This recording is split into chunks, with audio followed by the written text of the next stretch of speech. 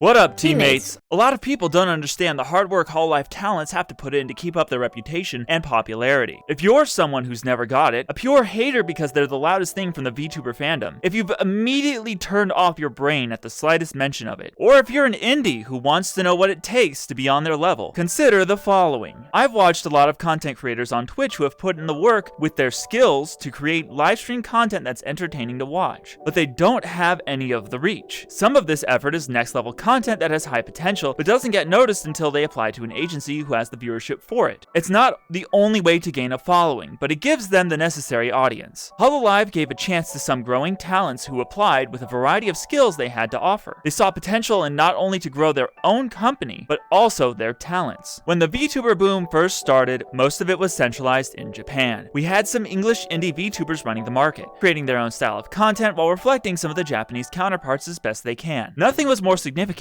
than when Amelia Watson debuted as the leader of Holomyth. Hololive was pushed by someone to make an EN branch. Fanworks were coming from artists like every factory on the planet was trying to sell them. One that stood out early for its consistency was Wolfie's animated sprites. Ame noticed the first piece of art from Wolfie on September 15th, 2 days after her debut, and in December, Takanashi Kiara had a small idea to use them. On April 1st, 2021, there's a special stream held on Callie's channel with all of Myth as they debuted Wolfie Live 2D VTuber avatars.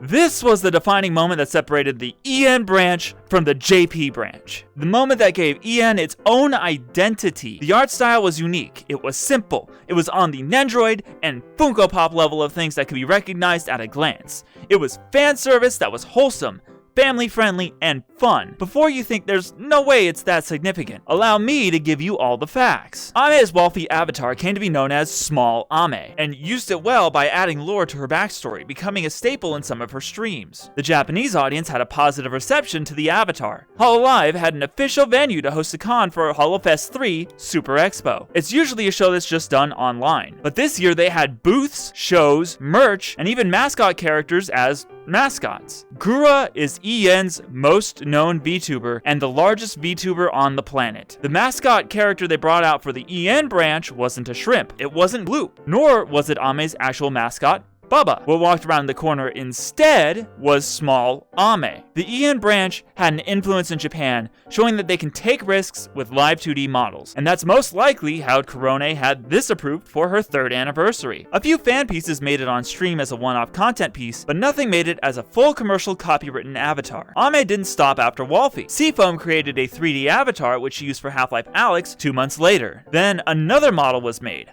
Ame B, which she used to watch the entire B movie with chat. She's done more than just the B movie, but I wanted to let people know that it has been done. Don't bug her about it. All the Wolfie avatars are now official merch you can buy. That's how much influence this had. It's almost like Subaru when she became a full-fledged duck. And that's another thing that was influenced by the EN community, but that's something for later. When the 1st anniversary came around, Ame went to Seafoam once again to create a world for the general public to visit after the event. And thus, Small World was born. Small World? And thus, Smallverse was born. On their 1st anniversary debut, they all had Wolfie-style 3D avatars. In their own way, Holo EN had their 3D models for a 3D debut during a time when Corona had shut down the world so hard, Japan blocked off almost all incoming travel from foreigners. After some time, another content creator was picked up on her radar, one known for their dance skills and their meme posts.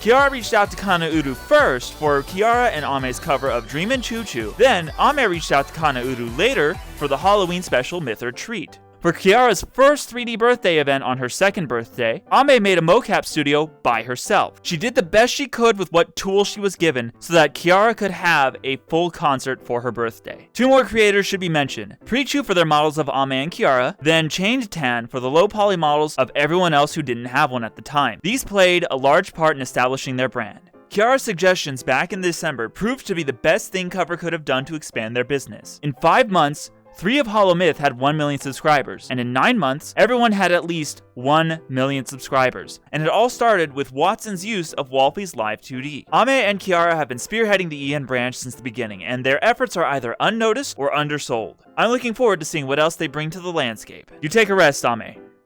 You deserve it. The next person I'd like to talk about holds the self-proclaimed title, Strongest Idol in the World, and it's not without merit.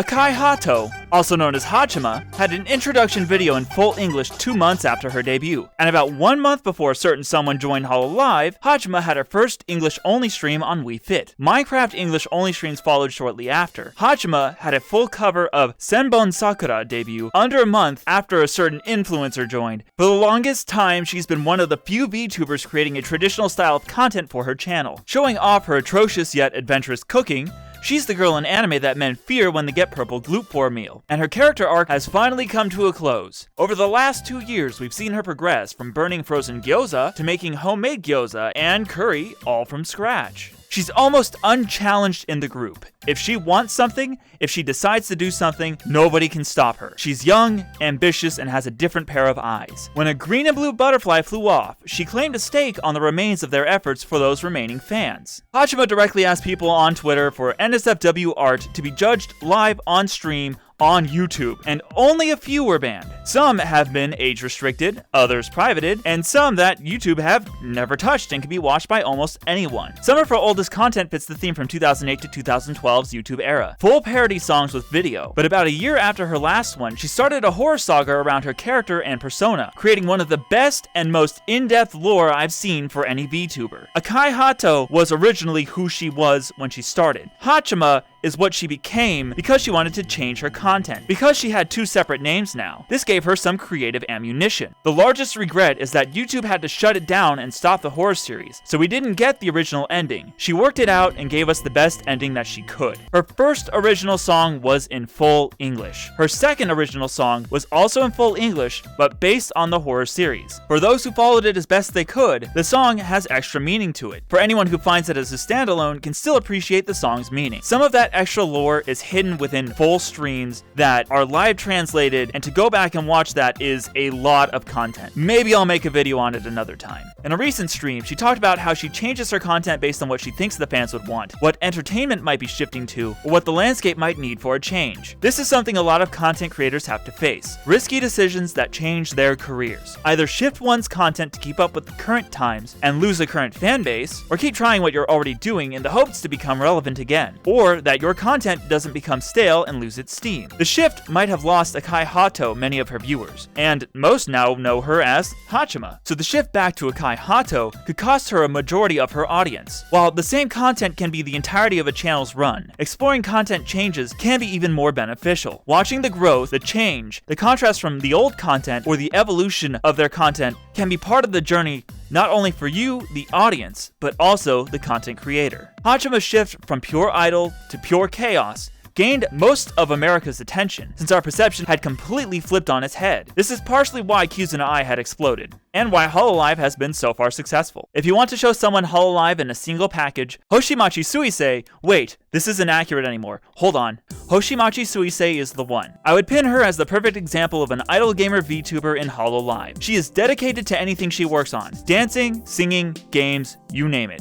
If she puts her mind to it, she's gonna put her all into it. She's almost a full pro Tetris player, standing up to the second best Tetris player in the world by holding her own for 4 full minutes on the last round. I would like to talk more about the technical of her abilities to both sing and dance, but I don't have the knowledge to comment on it. I suggest you listen to any of her covers, karaoke streams, or original songs to discover it for yourself. Also check out her birthday live streams, or any other live stream that she's participated in. Suisei was rejected by Hololive on her first application because she had the skills and everything, but mastered none of them. Instead of taking it at face value, she asked for a second discussion, or at the least, suggestions for a future. Hololive noticed the determination and couldn't let her future go to waste, so they offered to hire her on as a singer. Her original Live 2D model she rigged herself. Suisei was committed when practicing for the Apex tournament with her other teammates in Start-End. Hours and hours in practice to perform well on the day of the tournament to give her fans and the audience a great show, only to be taken out in the very beginning from the large number of variables at the start of a Battle Royale match. She was disappointed in herself for the tournament loss because of the end of the trio's dynamic after working so hard for the last couple of months, but most of all because she failed her performance that came from all that effort. It was like tripping on stage or singing a note so out of of key, it almost stops the show. And the pressure hits you like a truck in a once-in-a-lifetime venue that you'll never be able to perform in for the rest of your life. She wanted to show her skills. She wanted to show she could perform well. They had to win